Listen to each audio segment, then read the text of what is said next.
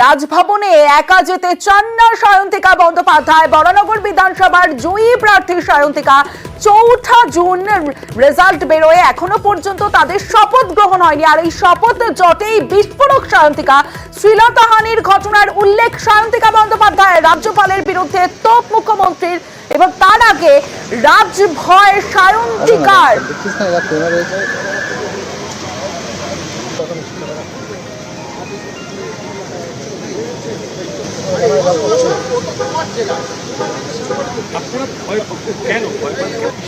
কিসের ভয় আপনি জানেন, বুঝতে পারছেন না? আমরা ওনার ব্যাপারে নিউজ চ্যানেল মিডিয়াতে আপনাদের মাধ্যমেই তো আমরা জেনেছি যে একজন মহিলার কিভাবে শ্লীলতাহানি হয়েছিল। সেটা জানার পরে কি আমিও ওখানে কি আমার বাড়ির লোক কি ভরসায় ওখানে আমার একা যেতে দেবে? আর তারপরে আপনারা এটাও দেখুন না যে আমাকে আগে চিঠি পাঠানো হয়েছে। ভগবান গোলার এমএলএ কি তাহলে মানে ম্যাপের বাইরে নাকি, বাংলার ম্যাপের বাইরে? রহস্যজনক ব্যাপার যে কেন একজন মহিলা বিধায়ককে শুধুমাত্র একা চিঠি দিয়ে বাড়িতে আর মেলের মাধ্যমে জানানো হলো। এদিকে শপথ জট নিয়ে রাজ্যপাল সিভি আনন্দ বোসকে নিশানা করেছেন মুখ্যমন্ত্রী মমতা বন্দ্যোপাধ্যায়। আজকে জেতার পরেও 1 মাস ধরে আমার এমএলএরা বসে আছে, গভর্নর ওথ দিতে দিচ্ছে না। মানুষ সিলেক্ট করেছে, ওনার কি অধিকার আছে তাদের ওথ দিতে না দেওয়ার? উনি স্পিকারকে অথরাইজ করবেন, ডেপুটি স্পিকারকে অথরাইজ করবেন, না হলে নিজে অ্যাসেম্বলিতে যাবেন। ওনার রাজভবনে কেন সবাই যাবে? রাজভবনে যা কীর্তি কেলেঙ্কারি চলছে তাতে মেয়েরা যেতে ভয় পাচ্ছে, আমাকে কমপ্লেন করেছে।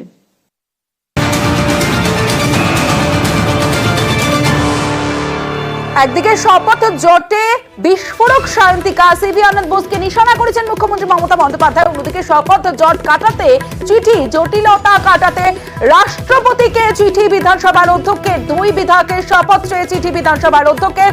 রাজভবনে 2 বিধায়কের শপথে অনড় রাজ্যপাল সিভি আনন্দ বোস। বিধানসভাতেই শপথ চান সায়ন্তিকা এবং রেয়াত, কিন্তু এবার শপথ জট কাটাতে রাষ্ট্রপতিকে চিঠি দিয়েছেন বিধানসভার অধ্যক্ষ।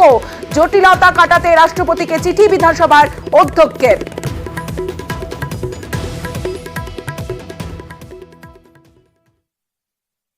আমি রাষ্ট্রপতিকে পুরো ঘটনাটা বিবৃত করেছি এবং প্রায় 7 পৃষ্ঠার একটা চিঠি পাঠিয়েছি।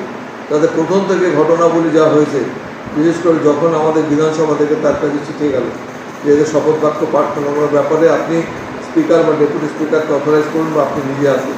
তিনি তার উত্তরে কিছু জিনিসপত্র আমাদের চাইলেন, যার সাথে আমাদের শপথ গ্রহণের কোনো সম্পর্ক নেই। আমি বাধ্য হয়েছি আজকে দ্রৌপদী মুর্মুজিকে চিঠি লিখে জানাতে সব ঘটনা তিনি বিধানসভায় এসে যেন তাদের শপথ বাক্য পাঠ করান অথবা অধ্যক্ষকে তিনি অথরাইজ করেন। এদিকে আবার শুভেন্দু অধিকারী ধর্নায় সম্মতি রাজ্যে। 30 জুন রাজভবনের সামনে ধর্নায় সম্মতি রাজ্যের। আরো একবার আপনাদের জানিয়ে রাখি, শুভেন্দু অধিকারী ধর্নায় সম্মতি রাজ্যের। আদালতে জানালেন অ্যাডভোকেট জেনারেল 30 জুন রবিবার শুভেন্দুর ধর্নার সম্মতি, কিন্তু সকাল 10টা থেকে দুপুর 2টো ধর্নার সম্মতি এবং 30 জুন ধর্নায় বসবেন না বলে জানালেন শুভেন্দু অধিকারী।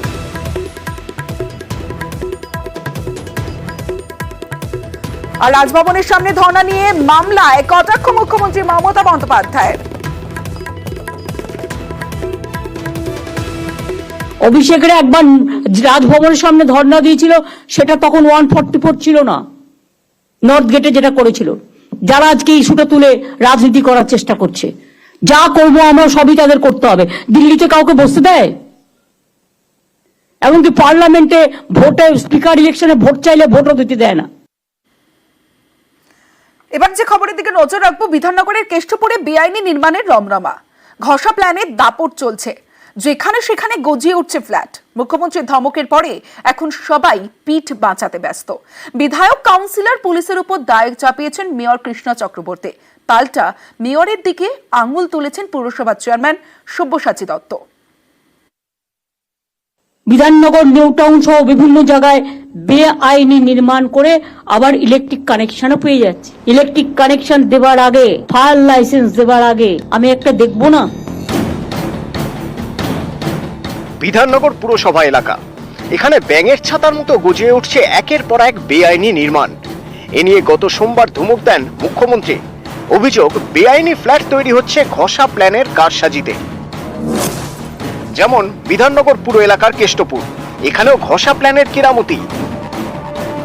কাজ বন্ধ করতে হবে এই মর্মে বিল্ডিং এর বাইরে নোটিশ দিয়েছে পুরসভা, কিন্তু ভিতরে যেভাবে কাজ চলছিল সেভাবেই চলছে।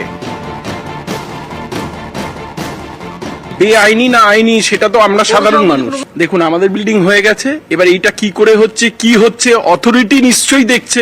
যদি দেখা যায় যেটা নিয়ম মেনে না হয়নি তাহলে সর্ষের মধ্যে ভূত ধরে নিতে হবে। তাও হচ্ছে, বছরখানেক ধরে হচ্ছে, এখনো তো কিছু হয়নি। এখন পরে হওয়ার পরে যে কি হবে তখনই তো সেটা, এখন তো পাড়ার সবাই মিলে যদি সেই অবজেকশনটা করলে, একা করলে তো, একা বললে তো আর হবে না। অবৈধ নির্মাণ নিয়ে ক্ষুব্ধ মুখ্যমন্ত্রী, তিনি ধমক দেওয়ার পর এখন সবাই পিঠ বাঁচাতে ব্যস্ত।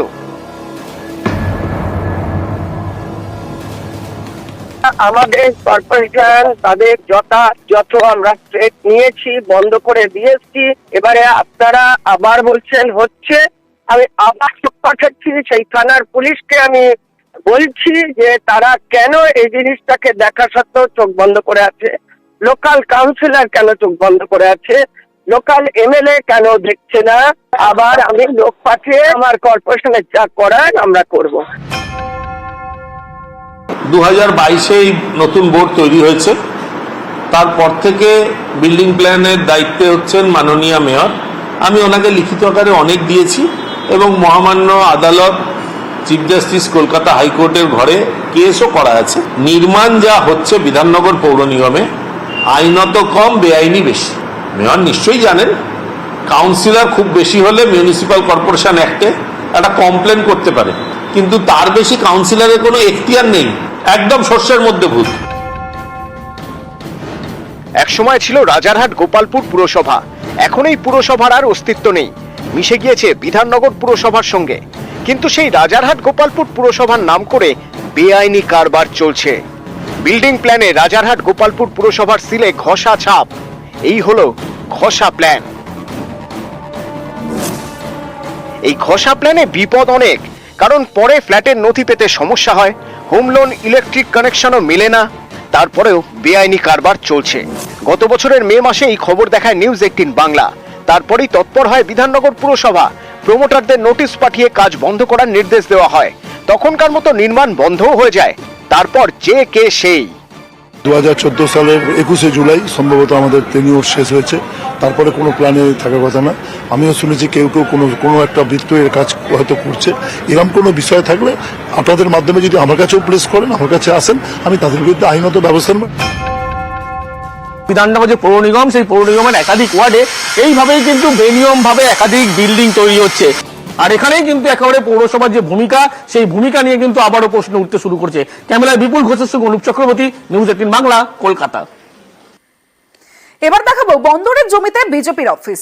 বন্দরের জমি দখল করে বিজেপি অফিস তৈরির অভিযোগ। তারাতলায় বেআইনি নির্মাণ ভাঙলো পুলিশ ও বন্দর কর্তৃপক্ষ।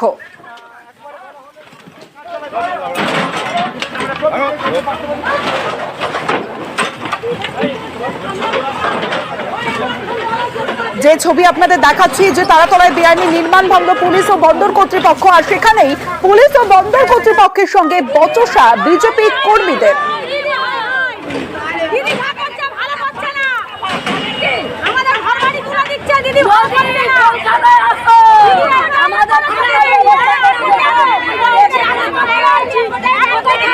আর এই ঘটনার পর একাধিক বিজেপি কর্মীকে আটক পুলিশের।